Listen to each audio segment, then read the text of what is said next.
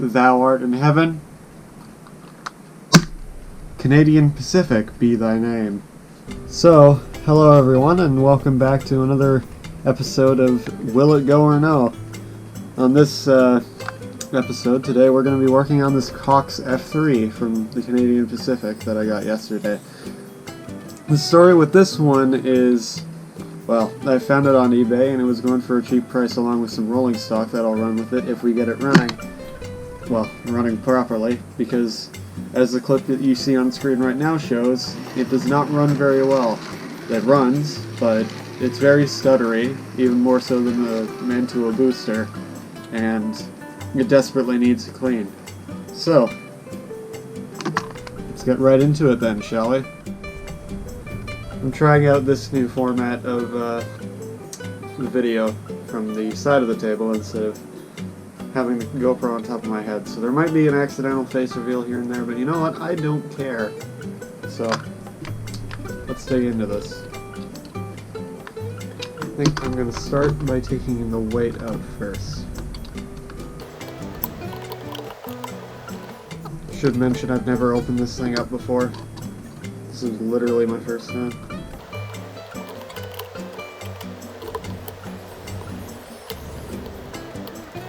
It's a big screw. Probably important.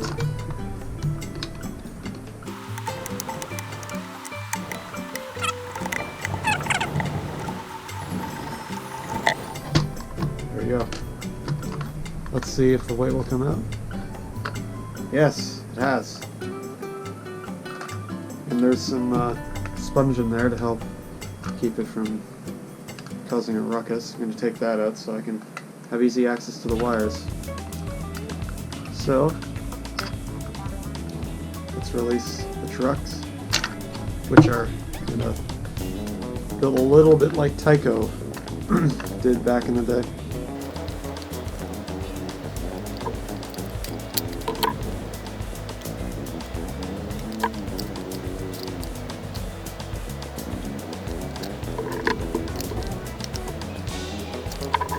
This feels really scary. Like I'm gonna break the plastic or something. Try to disengage it from this side as well.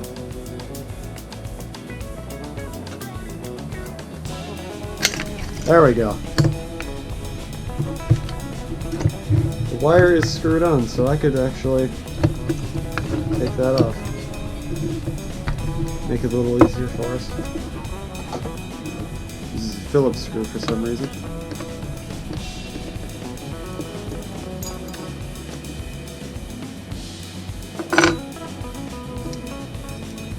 And there we have one disengaged truck. Already playing around with it. It is really dirty. Let's try to get the motor truck out now. This should be interesting.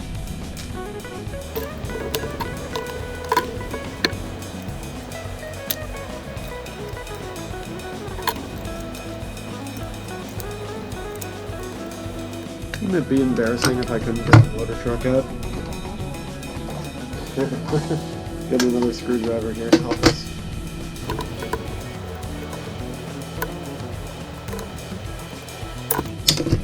Oh!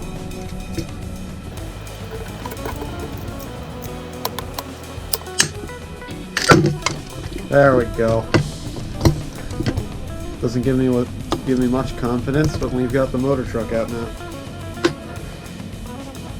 Scary. So, there it is. Now, from what I can understand, and it certainly looks like it, this is a copy of the Mantua MU2 drive. And I do have experience with these, as I have a Tyco diesel switcher, which took me like 3 hours to fix up one time. But it should make working on this a little easier. Test the magnet, see if it needs remagnetizing.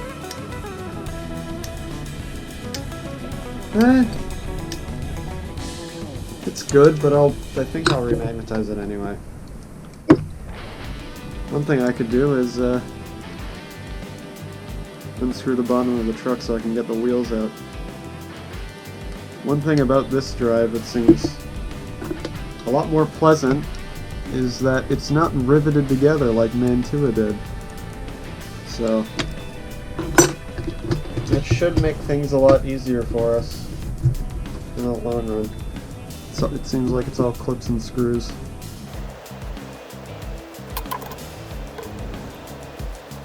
Urgh.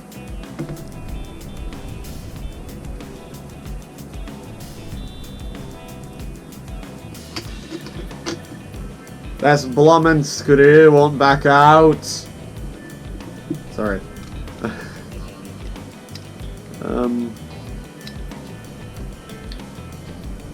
Let me try to get this out off camera.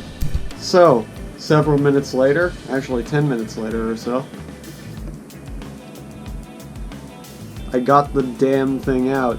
Anyway, we can finally get to properly servicing this thing now. Yeah, I just got this off. Okay. That'll make things easier for us. And sure enough, this is in fact a Mantua ME2 copy. It's almost exact. Seems I can very easily clean the commutator from there. You'll also notice that I took the time off camera to take this truck apart, simply clipped in, so I could probably put that back in on camera. So, I think probably the smart thing to start with would be to clean the wheels. So let's do that. If I can keep it in place. Okay.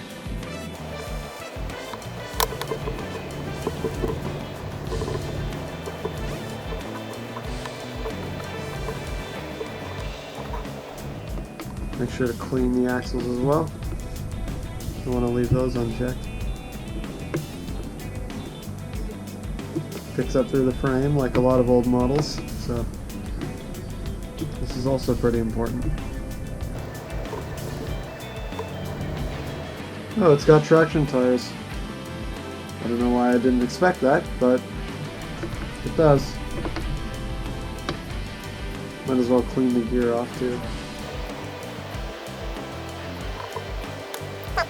In total, I think I'm gonna go get my track bright, and then I'll do the rest off camera. Back with the track bright. This is a Walthers product, if anyone's wondering. Alright, let's get back to work.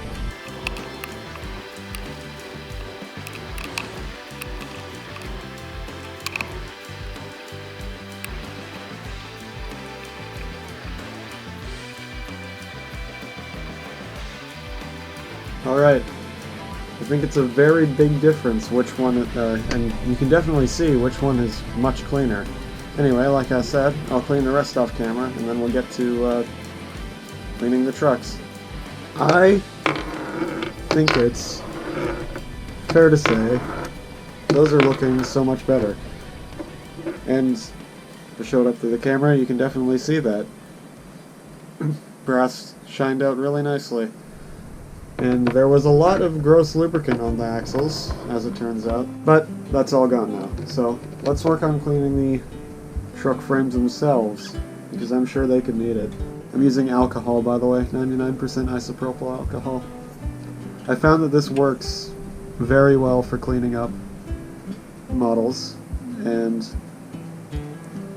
well, it's kept a lot of my models running for far longer than I would have expected them to. That includes the Tyco Chattanooga. Maybe I should run that in a video at some point. Heh.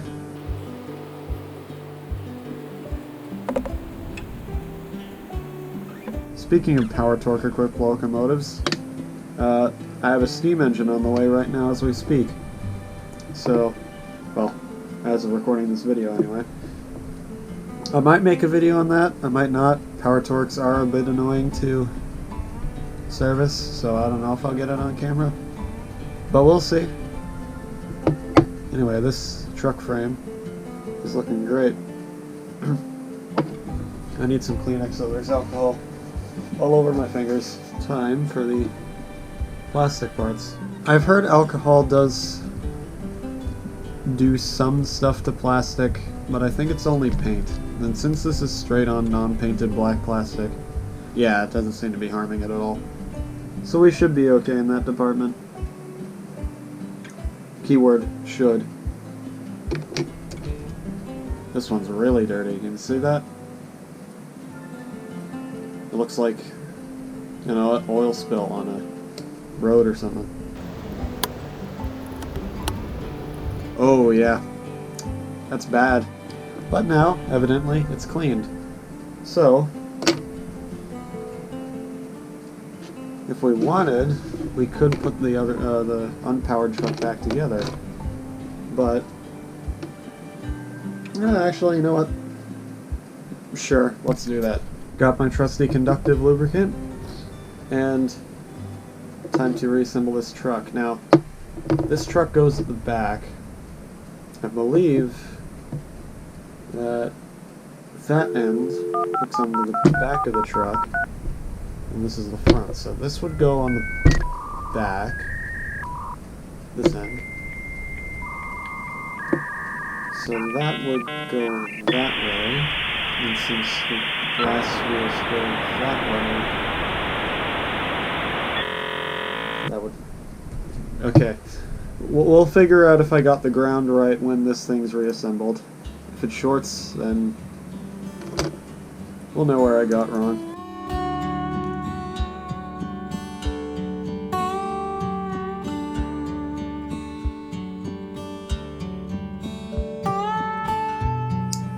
It's in. And turning a million times better than it used to. And looking a lot better. Alright, that's one reassembled truck. We can put that off to the side. Let's work on that motor. Doesn't look all that bad in here, but I'm still going to clean it anyway. Because, well, it's a requirement. So, I'm going to just see if I can clean the worm gears a little bit. Seems the magnet's attracting the armature. Oh no. Won't be able to clean this that well then.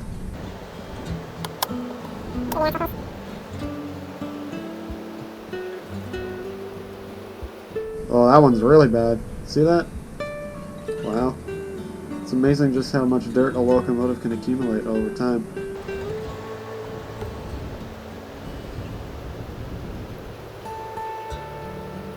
Alright. That's the motor cleaned. And I need to find a way to keep this magnet in check. No, I think I know how we'll do this. Let's grab another Q-tip and clean the commutator. It's not doing much, but no, it's better than nothing.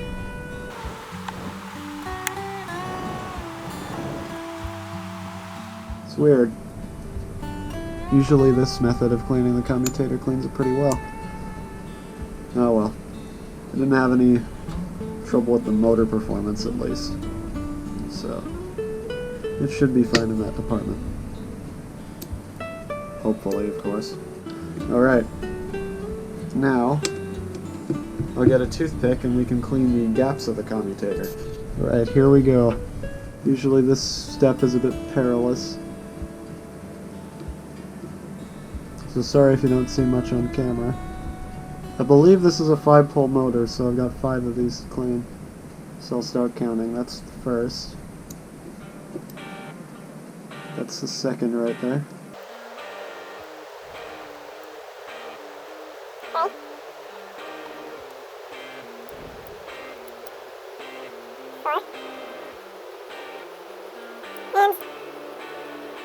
As the Germans would say, 5. Sorry, Conster. Okay. That's the commutator cleaned to the best of my ability. So let's oil this. I'm just going to use the same conductive lubricant because I wouldn't want any getting on the commutator, but in case it does happen, it's better that it's conductive. Actually, I don't really want any on the commutator, because that screws things up. Okay. That's... oh wait, I can put some... oh wait, no, let's not add the wheels yet. I'm going to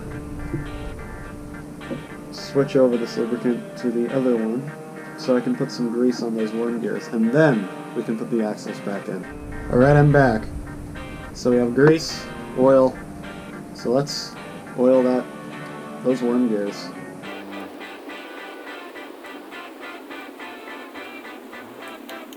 Tiniest bit inside there. And that should be the worm gear oil. Now, use the other side of the toothpick that we used to in the gaps of the commutator. Scrape some up from the roof of the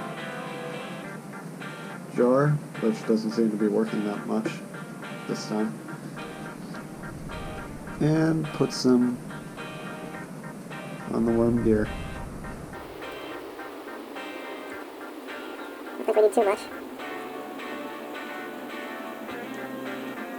That amount should be good. Okay. It's a big milestone now. Because now I think I can remagnetize the motor. So let's go do that. Alright. I failed to show this process in the last Will It Go or No video. But what we need to do is find where the north side is on this motor. Which is that way, as the compass shows. So, put it into Ronald Dodd's magnificent remagnetizer. It's very exciting. And give it a blast.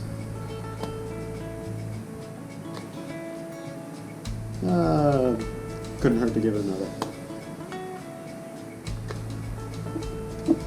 And that's done. So let's see. Oh. That has been remagnetized, as you can very clearly see. So let's get back upstairs and get back to it. Alright, here we are. Back at the bench. So let's get this headlight screw screwed back in. Need to figure out what's the best adjustment for this, because it's one of those adjustable clips. I guess not clip. I guess frame would be a better word. But I don't know. Adjustable brass piece of metal. You know, tell me what you guys think in the comments. I'd love to know. Also weird that they used a screw here instead of a bolt, like, I don't know, a triangle locomotive, I guess. Because there's a lot of things about this that remind me of Triang. Like, they decided to use the same kind of setup that Triang did for the brush spray over here. You can see it's even the same material for the insulator. So, I don't know. It's an interesting thing, this motor. It's got a lot of stuff from other brands. It's a Mantua, but also somewhat feels like a Triang. Anyway, that's enough of me rambling. Let's get these axles back in, making sure they're on the right way. Okay, so the brass side goes that way, I think. Hopefully. And of course, they'll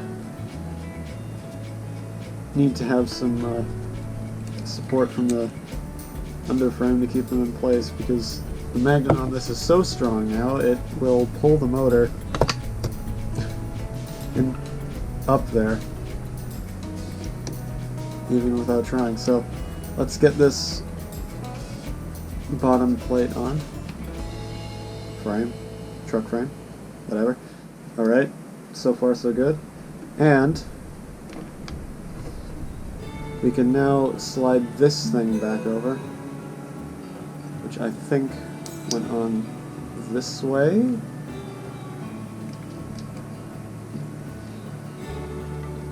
Yes. Okay. Now, to complete the whole unit and make sure it doesn't fall apart again, you take this very stubborn screw that I hate and put it in. Almost there, come on. You can almost go for a run of the layout. I know you're Looking forward to it, Mr. COX F unit. That might be as tight as it'll go. Oh, no. It's really weird to do this on camera. I think that's fully tight. Let me make sure. Yep, that's about as far as she'll go. Okay. Big moment. Let's get the 9-volt battery. 9-volt battery. And see if she wants to run. Oh, yeah! Listen to that. She's so lively. I didn't screw it up. That's good. That means I don't have to take it apart again. Alright. That means we can reassemble the rear truck. And looks like I did get the grounds on correctly, surprisingly. Ah. What way does this go on? Let me take the shell here. Okay, it's that way. I got it on this time. Okay. Put that in. I want to put the screw in first.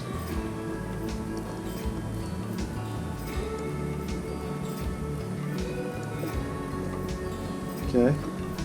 Now take the what I call the Bachmann screwdriver, because it's the only one that'll get the screws out of my now dummy unit F unit, because the motor burnt out and they're great quality. I love you, Bachmann. No, I don't.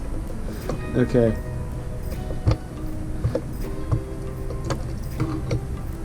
There we go. That's it. Well, I probably should make sure that it's... Okay. Okay. We can get this back in the body now. Let's see. I think I'll want to do the motor bogie first.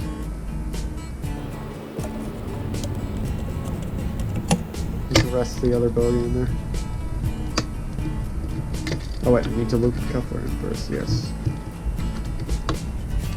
We love the horn hooks. Well, I do. I don't know about other people, but I like horn hooks. You know what? That's another thing for the comments. What's your preferred coupler for HO skill? Horn hooks or knuckles? Like Katie's, Bachmann, Easy? Or is it horn hooks? Like the good old X2F that was on all the old Tycos. Really any old model. Like this. It's a COX F unit. Which seems to be quite the hassle to get the bogies back in.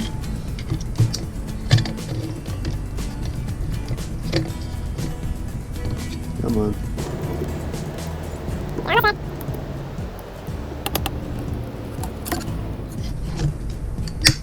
Okay, that's one side. There. Got the bogie in and you didn't even notice. Probably. No, you probably did. Okay. It's time for round 2 of that nonsense. You know, they might have copied Mantua's way of doing motors and stuff, but they sure didn't copy their way of fixing bogies. Rather, I should say Tyco as well, because they also had the ME2. Well, there's one. There we go. That's the bogies back in place. Turning as they should. So, let's get the weight back in. It's very hefty weight that I love. Make sure I put it in the right way. And I have. Screws.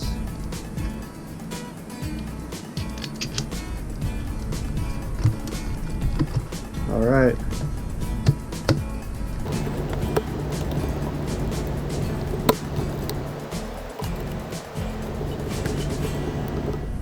Seagulls outside are having a fit. If the camera picked that up, that would be very funny. But I only have my window cracked open so much, so probably not. I don't know, we'll see in the video.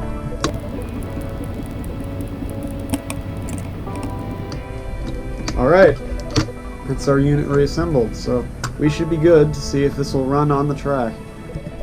Okay, this is her first run after servicing. I promise I haven't touched it yet, so we'll see if she runs. Or rather, will it go or no? She will go! Oh, that's much better. Still a bit hesitant to get started, but that might be down to the commutator. Oh well. That's running much better than she was, so took her up to her own cars that came with her. And let's pull a train, shall we?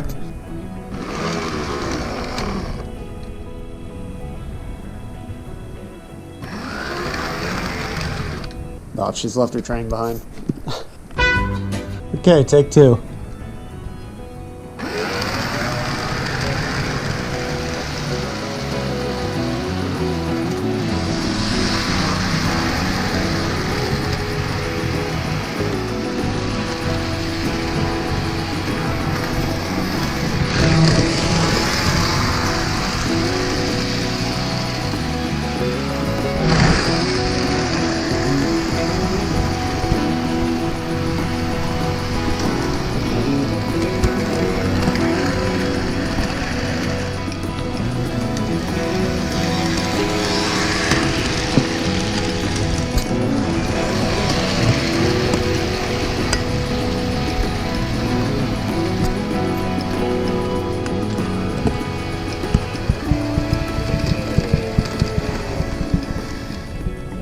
Alright, she runs really well, not stuttering anymore like she was.